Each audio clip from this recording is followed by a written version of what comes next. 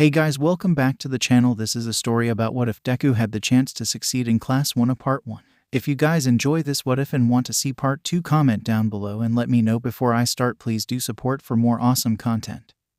And leave a like and don't forget to subscribe to my channel and also share this video with your friends and check out the description in my playlist. The author of the story 𝗵𝗲𝗺𝗃 from fan fiction. So let's start the video. The first day in a dark room, a huge man sat on a chair while scrolling through a file on his computer. He finally set his eyes on what he was looking for, a simple video. He started it and began to watch the video. The contents of the video showed a bunch of superpowered teens smashing and destroying robots left and right. However, one of them stood out. He was a young man about average height and had black hair with green highlights on its tips. He also had freckles on each of his cheeks. On each one were 4 freckles arranged in a diamond pattern.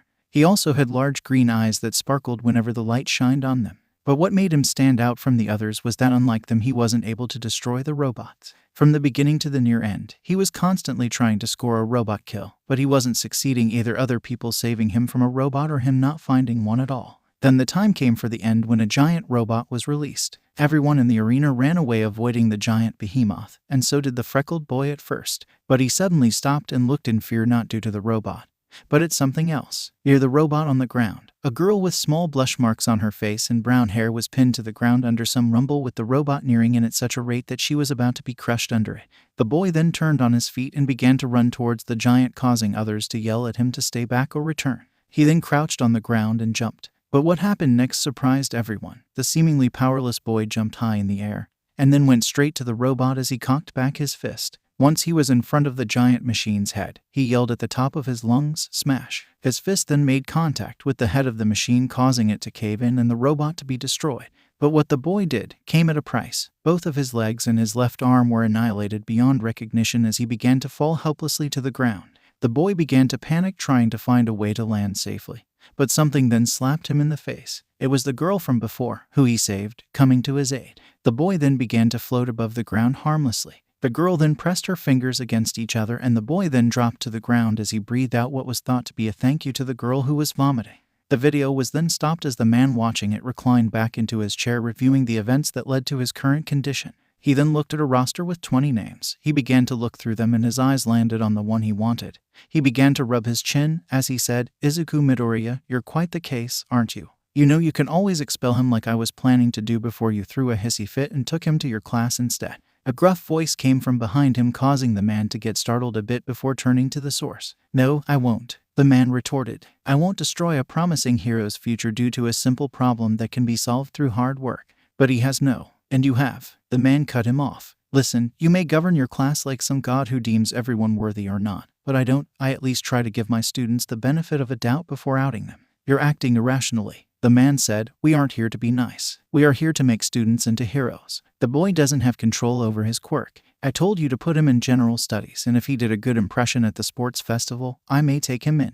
There are better people out there." "Just," the man replied. "You are only saying this due to that purple-haired boy you saw and wanted to put him in your class even though he had no points whatsoever, unlike Midoriya." He stopped and then added, "And isn't our job as teachers to help students who don't understand how to use their quirks to use them? But that will take time and will be a waste of resources." He also chose not to dignify the accusation that was thrown at him. "For you, that might be true, but for me, it will be a good thing. I prefer to work with my students, not simply kick them out on the first day, cause I want them to come here and already be the next All Might. Now, you're speaking irrationally. The boy will hinder your class and hurt himself during the process. You may think I'm acting cruel, but I truly have his best interest for him. Hard to believe that. Act as you like, but you'll eventually reach a point where you'll have to expel him just as I was planning to do. We'll see about that." The gruffly voiced man then turned around, walking outside the room, but paused a little as he said, "You know what you are doing is truly cruel, letting him dream only for his dream to be crushed midway when the bitter reality strikes him."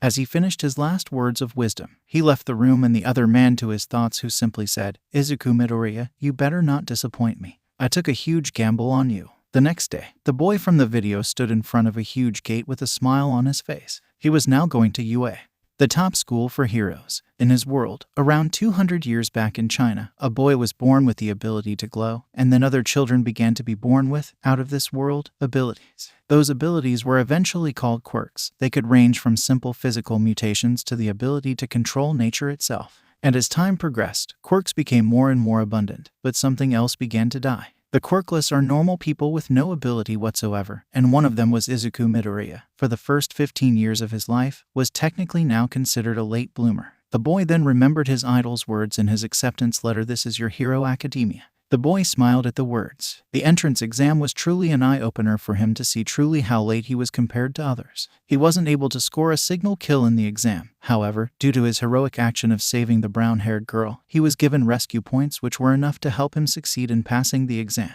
The boy then walked through the gate as he remembered how he got his quirk to begin with. Him meeting All Might, running to save his friend from the sludge villain after he himself was almost killed by the same villain. All Might saving them for the villain. All Might declaring him as his successor, the harsh training he went through to gain All Might's quirk one for all, and finally the entrance exam. In those last 10 months, his life was truly something out of a good anime. But he shook his head as he walked forward, thinking about how his life has changed to the better, and then he tripped. He looked with a dumbfounded expression as the ground came closer to his face. He internally asked himself, "Is this going to happen every time I come here?" He closed his eyes waiting for the inevitable pain to come to him. But it never did as he felt himself being held. He then asked himself, "Is this going to Wait, this didn't happen last time." Well, it did, but I wasn't held. Maybe it's the nice girl. He looked back to see a floating hand in the air that waved at him as it began to float back to its source. He followed it and then saw a girl which caused him to flush instantly. The girl then walked toward him and said, "Watch out, dude. You know falling on the first day is bad luck." The girl in front of him was his age. She had long curly hair with a very dark green color. In addition to that, she had dusk green eyes that resembled oddly a reptilian look with a set of sharp-looking teeth to add to the mix. The boy looked at her blankly, before realizing he was being talked to and by a very cute girl too, so he said, "Why yet thanks for the essay." He internally cursed his damned stuttering habit. The girl looked at him and giggled, "You're a funny one." She stopped and then added, "Well, what are we waiting for? Let's go to our classes." The two then began to walk, and the girl then stopped and said, "Where are my manners? My name is 𝗧𝗵𝗲 𝗔𝘂𝘁𝗵𝗆. Izuku then blushed heavily as he never spoke to a girl, but then it hit him, for he spoke to the nice girl who saved him from tripping on the entrance exam. He began to remember when she spoke to him, and he remained still as a rock, not even saying a single word. Reality then hit him hard. He never actually spoke to a girl. He then looked at 𝗧𝗵𝗲 and mustered enough courage to say, "I am 𝐒𝐭𝐻𝗫𝗄𝐿, I mean Izuku Midoriya." She looked at him and said, "Not used to people talking to you, are you, big guy?" Izuku blushed heavily as he covered his face with his hands and said, "Is it that obvious?" 𝗧𝗵𝗲 giggled again and told him, as clear as daylight. She noticed Izuku slightly deflating before saying, Now, no need to feel bad. Not everyone is a social butterfly." She then changed the subject quickly. "In what class are you?" "I'm in class 1B. Izuku lightened up as he said happily, "Really? I'm in class 1B too. Are going to be a hero." 𝗧𝗵𝗲 then laughed as she said, "Obviously 𝗵𝗃𝗶. Why do you think I'm in class 1B? To tap dance." The boy flushed heavily as he noticed his question was really stupid, but tried to talk to her nonetheless. "So how much did you score on your entrance exam?" But then processed what she said to him and said, 𝗵𝗃𝗶. "Yeah, 𝗵𝗃𝗶. I mean, look at how messy your hair is. Consider it as a nickname. We're friends now, aren't we? And friends give each other nicknames." 𝗧𝗵𝗲 informed him as if it's an obvious thing. Izuku stared at her, not believing what he was hearing. He had a friend. He was about to cry from happiness if it wasn't for him not wanting to scare the girl, and possibly his first friend ever, away. "And regarding your first question, I didn't take the entrance exam," she said, confusing him. "I entered through recommendations." The boy then smiled and said, "That's wonderful 𝗕𝗁𝗃. It must mean that you have very good grades or are really great quirk to enter through our recommendations. I see, congratulate for us such an achievement." The girl smiled at him. Even though she wouldn't admit it, she was afraid that some of the students might look down on her due to how she entered the hero course, saying she cheated or took the easy route around. "Thanks, 𝗵𝗃𝗶." The boy's sweat dropped at the nickname, but he can live with it. He had been called worse through his quirkless years. As the two continued to walk toward their class while talking to each other, or rather 𝗕𝗁𝗃𝗁 talking while Midoriya stuttered all the while, they eventually looked at the time and it was getting closer to the beginning of the class. This caused 𝗧𝗵𝗲 to huff, saying, "Man, what the heck is this place? A maze. We've been walking around forever and haven't gotten any closer to our classroom." Izuku nodded his head, noticing that they are lost through the corridors of UA. He then had an idea when and said, "Well, maybe we can use the map of the building in the school guide that we got along with our uniforms." The girl smiled at him and said, "Well, what are you waiting for, 𝗵𝗃𝗶? Cough up that map." She then detached her hands, catching Izuku by surprise, who thought that this might have a relation to her quirk and went searching all over his body, causing the poor boy to go nuclear red. He looked at the girl who was smiling mischievously at him and asked her, 𝗕𝗁𝗃𝗁, "What are doing to me?" Setsuna smiled and giggled. I have no idea what are you talking about, 𝗵𝗃𝗶. I'm searching for the map. The boy swallowed heavily as he informed her. I am sure that the map I isn't on in my stomach. The girl looked at him with a naughty gleam in her eyes as she said, I know, but don't worry. The boy then began to have steam go out of his ears due to the girl's remark, but stopped when he felt her hands leave his body and moved to his backpack and got the school guide. She then said, sorry there, I went a bit overboard. She then opened the school guide and cheered onwards as she walked in front of him. The boy took a moment to calm himself down as he said, no problem. The girl looked back at him and said, but damn, you sure are ripped under these clothes. This remark was enough for him to almost faint, but he powered through. They both walked in silence, but Izuku decided to break the ice, so he started the conversation. So how was your trip here? My mom sure cried a lot. Seriously, that's the best I can do. Now she'll think I'm weird and won't talk to me anymore. Setsuna then laughed. You have no idea what my parents did. My mom threw me a party while crying. My dad threw a hissy fit saying that he will kill anyone who dares to touch his little angel. So be ready when you become my boyfriend. The boy flushed heavily as he said, what? The girl giggled. Calm down, I'm joking, she said before adding, or am I? This caused the boy to blush again, but if he had to tell the truth, he was honestly happy with this. He could that 𝗕𝗏𝗁 didn't mean any harm toward him, but was only teasing him. It was what friends did with each other, right? He was cut out of his thoughts when Setsuna said, we're here. The boy looked and saw a large door with one bee on it. He mentally began to pray that neither Kaken nor the scary boy from the entrance exam was there, but he also hoped the nice girl from the entrance exam was there. He still had to thank her for offering to sacrifice her points to help him pass. He was then nudged by Setsuna, who told him, well, what are we waiting for? Let's go inside. Setsuna went through first and she seemed to be looking for someone, as Izuku mentally prepared himself as he said, calm down Izuku. This is a new school. Kaken can't hurt you here. He looked at the room and said to no one in particular, well, here goes nothing. He then walked inside the classroom and looked around, but he didn't notice anyone familiar. He felt kinda bummed out. He then shook his head. This is a good thing. If no one noticed him, then he could make friends. He only hoped no one from the entrance exam was with him due to his less than stellar performance. Suddenly a voice cut through his thoughts as someone greeted him. Hello, I'm Itsuka Kendo. Nice to meet you. The voice belonged to an orange-haired girl who had her hair tied in a side ponytail. She also had teal green eyes. She seemed to have a good physique on her due to constant workouts. Izuku was startled a little but managed to say, and nice to meet you too, I'm Izuku Midoriya.